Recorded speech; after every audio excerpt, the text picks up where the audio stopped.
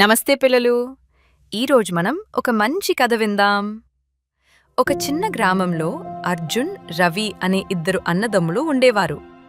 వాళ్ళ నాన్న రోజూ కష్టపడి పనిచేసేవాడు. అమ్మ ఇంట్లో పనిచేస్తూ పిల్లలను చూసుకునేది.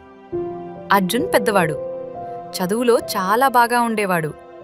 ఇంజనీర్ అవ్వాలని అతనికి పెద్ద కల. కానీ ఇంట్లో డబ్బులు తక్కువ. ఒక్కరే చదవగల పరిస్థితి.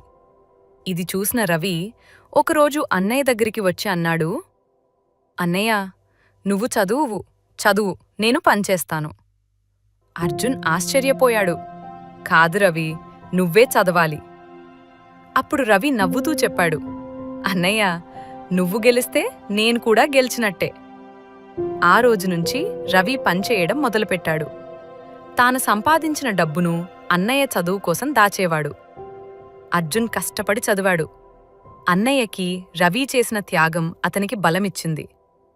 కొన్ని సంవత్సరాల తర్వాత అర్జున్ ఇంజనీర్ అయ్యాడు. మొదటి జీతం వచ్చిన రోజు అర్జున్ రవిని దగ్గరికి తీసుకుని చెప్పాడు, ఇప్పుడు నీ వంతు రవి, నువ్వు చదవాలి. ఇది మన ఇద్దరి కల. రవి కళ్ళలో ఆనందంతో కన్నీళ్లు వచ్చాయి పిల్లలు. ప్రేమ, త్యాగం ఉంటే ఏ కల అయినా నిజమవుతుంది. అన్నదమ్ములు కలిసుంటే విజయం తప్పకుండా వస్తుంది. ఇది ఈరోజు కథ.